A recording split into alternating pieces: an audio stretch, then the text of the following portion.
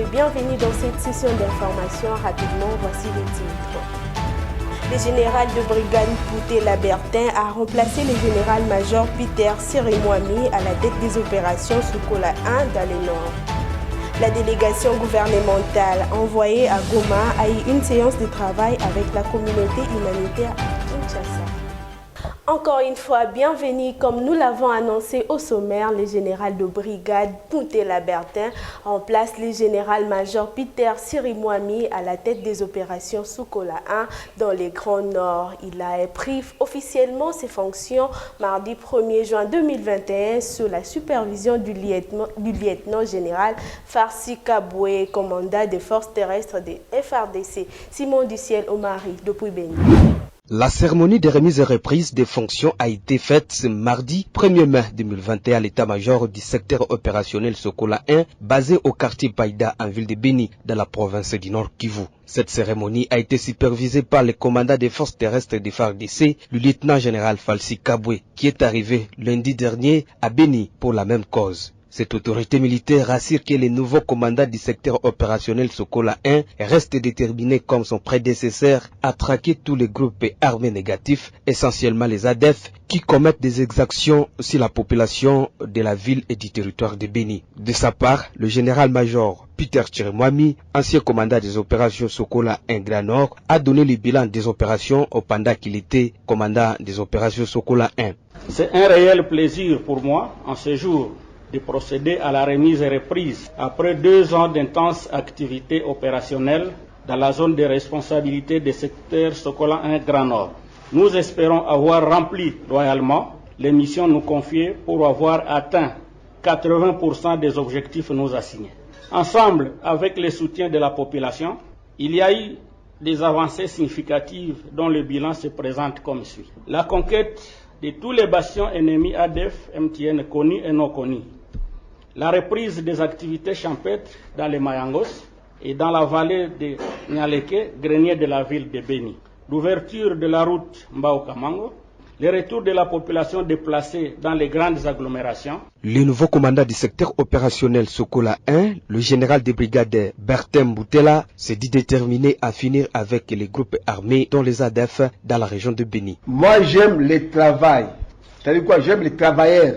Ne soyez pas hypocrites. La main dans la main. Travaillons ensemble. Ne soyez pas comme un serpent à double tête. C'est pour défendre notre pays. Si vous voyez que vous êtes incapable de travailler ici avec moi, il est temps. Rappelons que le président de la République, Félix Tshisekedi Tshilombo, avait nommé le général de brigade Bertin Poutela comme nouveau commandant du secteur opérationnel Sokola 1 Grand Nord. En santé, le ministre de la Santé publique, Hygiène et Prévention, le docteur Jean-Jacques Mbungani, accompagné de sa vice-ministre, Madame Véronique Kilumba, a reçu en son cabinet de travail une délégation de membres du comité des opérations d'urgence Cool-Paul en sigle. Grâce Mbié pour le reportage.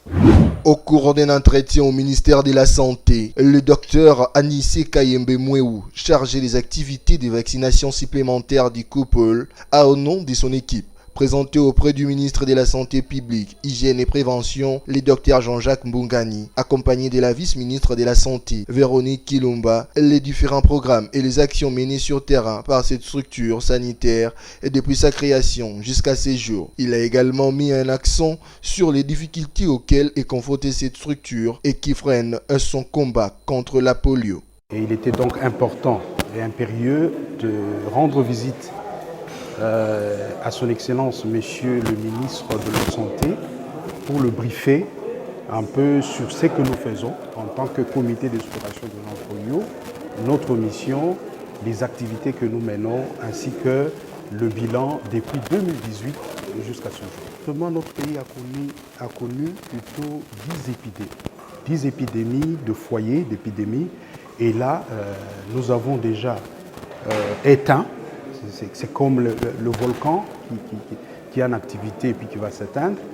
Et là, grâce aux ripostes vaccinales menées dans toutes les provinces qui ont eu des cas de poliovirus circulant, nous avons eu à mener, et jusque-là, nous vous rassurons que sur les 10 foyers d'épidémie, il en reste à peu près 3 que nous sommes en train de nous battre pour arriver à l'arrêt de la transmission et de la circulation de polio dans notre pays. Selon le docteur Kayembe Mweu Anissé, pour arriver à éradiquer la polio, il faut que chaque enfant soit vacciné.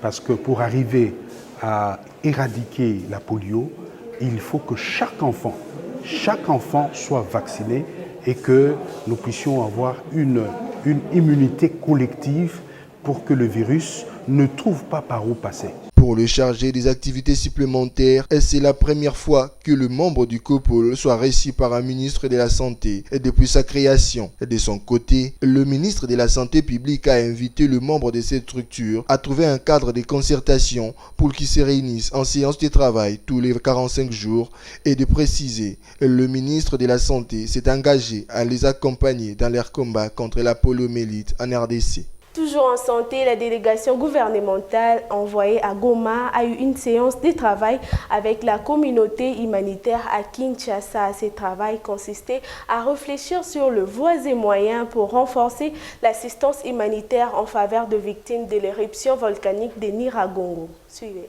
Accompagné de ses collègues des actions humanitaires Modesti Mutinga et de la recherche scientifique José Panda, ainsi que de la vice-ministre de la Santé Madame Véronique Kilumba, le ministre de la Santé publique, Hygiène et Prévention, Dr Jean-Jacques Mbungani, a échangé à bâton rompu ce mardi 1er juin avec une délégation de la communauté humanitaire conduite par M. David Carr dans le salon rouge de l'hôtel du gouvernement à Kinshasa. La séance de travail a essentiellement tourné sur la recherche de voies et moyens pour renforcer l'assistance humanitaire en faveur des victimes de l'éruption volcanique de Nyiragongo qui a secoué la ville de Goma et ses environs le 22 mai dernier. Odo Pungani de rassurer la communauté humanitaire quant à la riposte gouvernementale face à ces drames. Face à ce que nous appelons un drame, les difficultés d'une population que nous ne pouvons laisser sur le côté. Le gouvernement fait le maximum et nous espérons que les humanitaires vont nous accompagner au-delà de ce qui a été fait maintenant.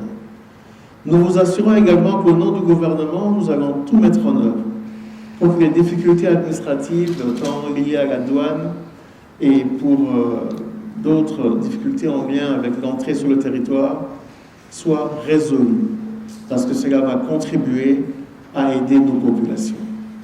Nous saluons également les initiatives locales des Congolais, des acteurs politiques. Et nous vous invitons à vous rapprocher du gouvernement pour que nous ayons des échanges pour avancer. Il est important que les Congolais voient un signal que les leurs se mobilisent également pour leur cause. À l'issue de cette réunion avec l'équipe gouvernementale, le coordonnateur humanitaire des Nations Unies et chef de la délégation de la communauté humanitaire, David Carr, s'est réjoui de la volonté politique du gouvernement de la République démocratique du Congo. Nous avons avec nous aujourd'hui, comme toute l'équipe humanitaire du pays, ça représente, l'équipe est composée de 21 membres des ONG internationales, des Nations Unies, Agence française Programme, et aussi avec la Croix-Rouge, la Caritas et des autres organisations. Et on a eu l'opportunité d'interchanger des points de vue sur la riposte à la crise humanitaire à Goma.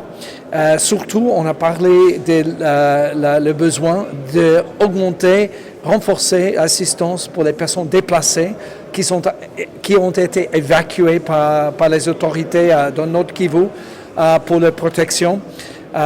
Il se trouve maintenant à peu près de 400 000 personnes dans le besoin.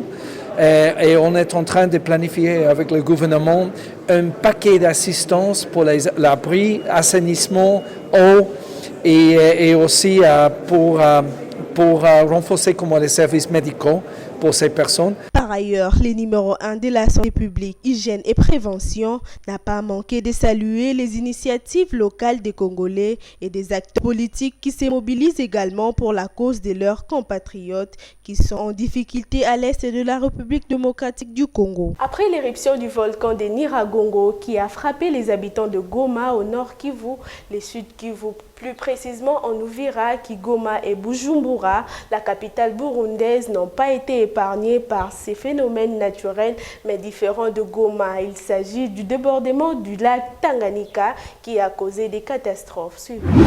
Le lac Tanganyika, insaisissable à l'image des laves de Nyiragongo, ces vagues détruisent tout à leur passage. La ville de Kalemi voit sa beauté disparaître le jour par cette montée inexplicable des eaux du lac, associée aux agitations permanentes du lac et laisse des traces déplorables. C'est de cette manière que les bâtiments s'écroulent en dépit de leur construction résistante. Des quartiers entiers submergent, des routes inondées.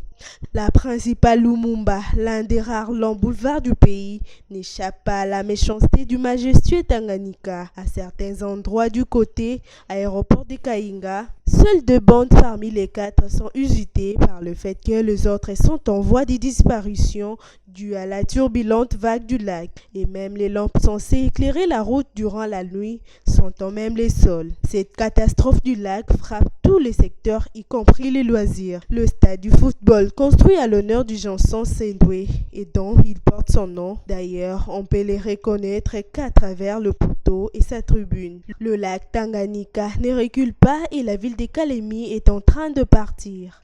Les concernés n'en disent rien. En économie, la délégation de l'Association congolaise des banques, ABCB en sigle, a été reçue le lundi 31 mai dernier à la primature par le Premier ministre Jean-Michel Samalou Kondé. Cette délégation a apporté sa contribution de $500,000 américains en faveur des déplacés de la ville de Goma.